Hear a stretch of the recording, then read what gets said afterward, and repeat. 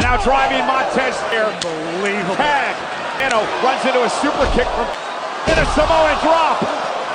Super kick from Fatu. And now just crushed Jacob Fatu. Oh my goodness! Just dropped him on the top of his head.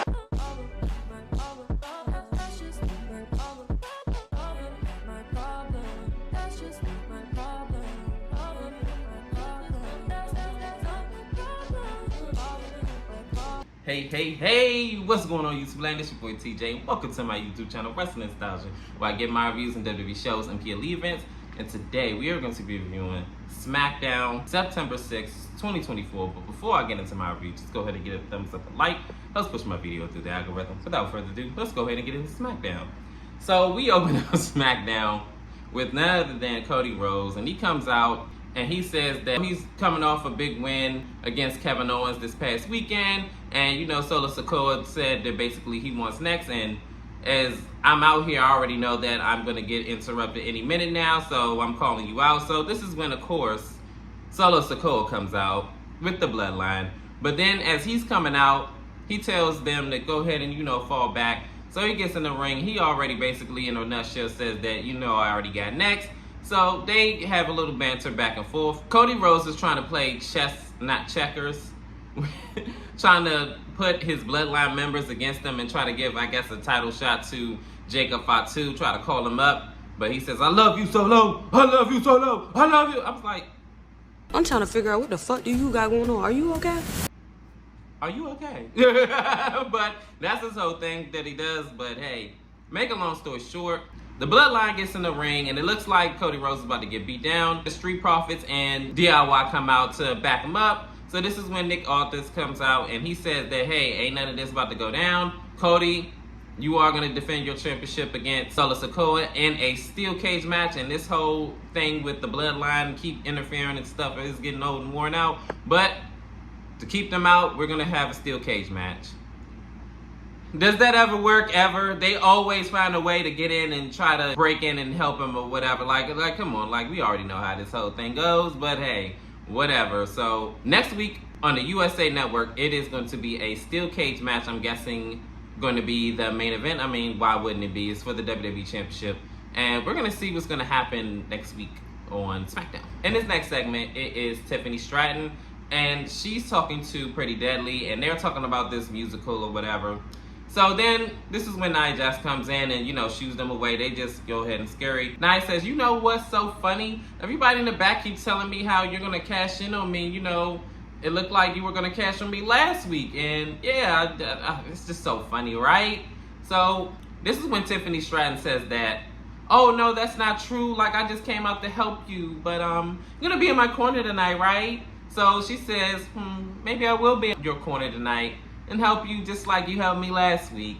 And the way she said it, she just said it so menacing. And I was all like, girl, what are you going to do, bop her upside her head with the briefcase you gave her? But we're going to see what's going to happen because our match is coming up next. In our first matchup, it is Bayley versus Tiffany Stratton, Miss Money in the Bank. So this match starts off with the collar and elbow tie-up, and then these two women trade off like wrestling moves from here after doing the collar and elbow tie-up twice. I believe Tiffany kind of backed her up into the corner and then vice versa. And then they kind of exchanged wrestling holds here and there. And then like towards the commercial break, this is when Tiffany Stratton looked like she was about to do the Alabama Slam out on the apron. But Bayley ended up reversing it. And then this is when Tiffany Stratton wound up kicking her and then doing a drop kick on her. That looked very nasty. Then like after commercial break, Tiffany Stratton had her in a submission hold or something like that, and then like made her to fight up, but then she wound up beating her down, and then from there they both trade off like big moves. I remember at one point she did that whole handspring elbow thing in the corner, and then I remember Bayley hit the big elbow from the top rope and only got a 2 count. This is when Nia Jax comes out, and she's trying to, I guess, help Tiffany Stratton, but she ends up getting dived out on by Bayley. Bayley gets back in the ring. Nia is distracting the referee, which costs Tiffany Stratton the match, yes, because she was pinning Bayley while the referee is distracted. So 1, 2, Bayley wound up getting up and then hitting her with the rose plant. 1, 2, 3, Bayley wins this match over Tiffany Stratton. I didn't think that was going to happen that way. I thought for sure that Tiffany Stratton was going to pick up this win, but I guess it wasn't in the cards for her. And we're going to see where this rivalry leads to between Bayley, Tiffany Stratton, and Nia Jax, the women's champion.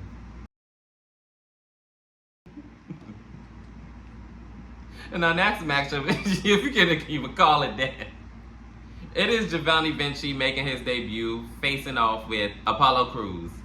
Yo, so Apollo Crews and Givenchy, come on, like probably 6 seconds of a match. So this is what happened. So Giovanni Vinci makes his entrance, and he's all like, endearing himself with the crowd. And the referee's trying to get his attention, and he's just so full of himself. So referee says, look, I'm about to ring the bell. So he rings the bell. Apollo Crews just hops on his back and do the crucifix driver, and then 1, 2, 3, match over. Yep. Grand opening, grand closing. So that's it. In our next segment, Chelsea Green is talking to Nick Atlas about what happened to her on the last episode of NXT. And she said, did you see what happened to me? Julia, kicked my brains and this, that, and the third.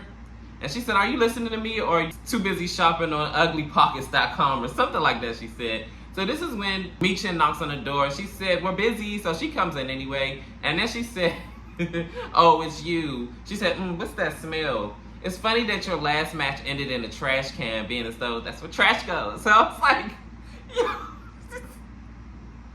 she got this act all down pat. And you know what? I'm here for it. So this is when Michin says, you know what? With all that trash that you're talking, it just sounds like that you want to, face me in the ring tonight. So she was like, you know what? With everything that's going on in my mental state not being the way it needs to be, and no amount of red wine or anything could go ahead and calm me down, I'm going to have to pass. So this is when Nick says, you know what? I like that analogy about getting back on the horse after falling off. So how about tonight, you're going to be in a match? And I was like, what? And he said against Michin. So later on tonight is going to be Michin versus Chelsea Green. We're going to see what's going to happen with these two. They've been kind of, had their little silent tension going on for quite a while. And we're going to see it all culminate later on tonight. In this next matchup, it is a triple threat match. It is Austin Theory versus Grayson Waller versus Kevin Owens.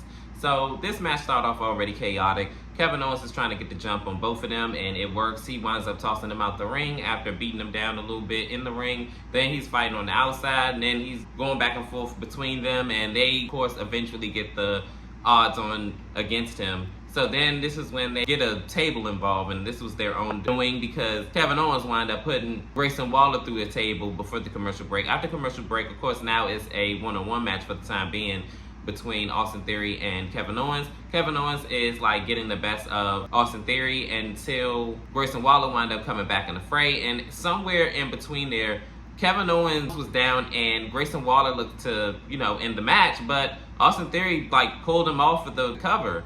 So then they kind of going back and forth. I remember at one point they tried to do a double team move on the top rope, but Kevin Owens wasn't having it. He wound up doing the firearms carrier driver and almost got a 3 count. Towards the end of the match, Kevin Owens wound up doing a stunner, and 1, 2, 3, he defeats Austin. And I'm trying to figure out here, right? How y'all two bozo the clowns could not beat one Kevin Owens, and it's both of y'all. I don't care if both of y'all had to cover him. Why in the world would you let him, you know what? So anyways, after the match is over and it wrapped, he wound up getting attacked and beat on by Grayson Waller, and then they, getting into fisticuffs, and then Austin wound up coming to, and then they just wound up taking him down, and they are the only ones left standing in the ring. I don't know why, but I have a funny feeling that this feud, this little rivalry they got going on is not over yet, and somewhere down the line, I don't know why we are halting it or why we are very slow burn to this whole rivalry between Grayson Waller and Austin Theory, but it needs to go ahead and combust already because I can't take it anymore. In this next segment, it is LA Knight, the United States Champion, and he comes out and he makes his way to the ring and he says that, let me talk to you, yeah.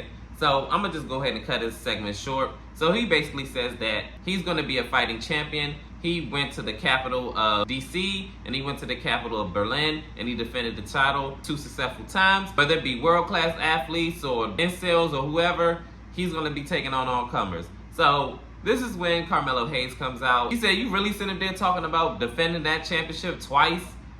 Like, we really talking about this? When I've been having match of the night, night after night, putting SmackDown on my back? Well, guess what? What have you been doing? Oh, what you always do, run your mouth. So how about this? I'm the next one that's going to challenge you because I'm him. I'm the one you got to worry about. So LA Knight says that I'm not worried about being match of the night because I'm worried about winning. That's why I'm the United States champion. You're not. This is when Andrade comes out.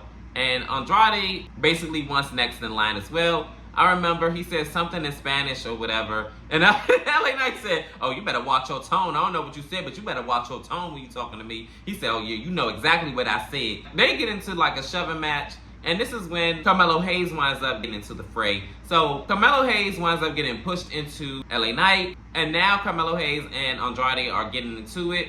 And this is when LA Knight wind up hitting the BTF on Andrade. And Andrade is laid out. And this is when Carmelo Hayes is all like, yeah, because you stupid. Yeah. That's why you down and out now. Yeah, whatever. So he winds up getting hit with the BTF too. And this is where this segment ends. If I had to make a prediction, it looks like to me, either they're going to have a number one contender match between each other this time for the number one contendership for the United States Championship. And at Bad Blood, it's going to be, whoever the winner is. I hope it's not going to be on SmackDown. Like, this championship needs to be defended or at least one PLE this year. Please, Triple H. Because you've been doing that a lot, and I don't like it. Like, I'm cool with the whole defending the championship on SmackDown. That's cool. But, like, come on. Stop leaving these championships off the PLE, because this is really frustrating. Or, this is going to happen. It's going to end up being a triple threat match, which I'm okay with. And I'm leaning more towards the triple threat match because I feel like Andrade's going to eat the pin. And then that'll set up later on for LA Knight and Carmelo Hayes to face off one-on-one, and eventually Carmelo will be the one to take the championship. That's what I'm thinking, but we're going to see in the upcoming weeks on SmackDown what's going to happen with all three of these men. In this next matchup, it is Chelsea Green versus Michin. So this matchup started off with Colin Neville tie-up, and they are, filling each other out and things like that. Majority of this match, Michin is dominating. She, drop kicks her and everything like that. Somewhere down the line, Chelsea Green wind up stopping her momentum, and then the ties are switched. Chelsea Green is dominating this match. A little bit back and forth later, Michin looks to close in on this match, and she tries to do the eat defeat, and then Chelsea Green winds up reversing it somehow or some way a little bit back and forth later. Towards the end of the match, Michin dives out on the outside on Chelsea Green. And then also, Piper Niven also tries to distract Michin, but it's, little to no effect. But Chelsea Green winds up getting put back into the ring. But Michin winds up getting beat on by Piper Niven, and then she throws her right back in the ring. Chelsea Green winds up hitting her Unpretty Her, and then 1, 2, 3, she picks up a big victory over Michin. I actually did not expect for this to happen, but also keep in mind that she had bruised ribs as well. So that definitely got put to use during this match, and they were both working on her ribs, both Chelsea Green and Piper Niven. But we're going to see if this is going to be a one-off or they're going to fight a little bit more after this in the upcoming weeks on SmackDown. And finally, we are here at our main event. It is DIY and the Street Profits versus the Bloodline, an 8-man tag match. So this match starts off chaotic. They are all beating each other up, and DIY and the Street Profits did not come to play. They end up clearing the ring of the Bloodline members, and then they wind up, negotiating who was going to start this match off first. I'm going to be honest, I remember vaguely that Tonga Loa started it off with, I want to say Tommaso Ciampa, or maybe it was Montez Ford. I don't remember, to be honest. But I remember they, were mixing it up in the ring. One of the Bloodline members was getting worked on, but then they wind up, getting a little bit more offense in. Eventually, a little bit back and forth later down the line, they wind up tagging the difference maker, which is Jacob Fatu. I remember once he got in that ring, it was all over. Writing was on the wall. I remember when Tommaso Ciampa was up in that ring, that was it for him. Then we go into commercial break. Towards the end of the match, it looked like Street Profits was going to pick up a win, but Jacob Fatu wound up breaking up the pin, and then he wound up dragging his partner into the corner so that way he can get the tag, and then he winds up hitting his Impaler DDT, and Solo said he wants the pin. So then he winds up getting the tag and hitting his Samoa Spike on Montez Ford twice, and then 1, 2, 3, the Bloodline pick up a big victory before Solo's WWE Championship match in a steel cage against Cody Rhodes. So this SmackDown actually was pretty eventful. I will say that. It was better than Raw to me. Comment down below. How did you feel about SmackDown? Did you like it? Did you love it? Did you hate it? Where's so on earth?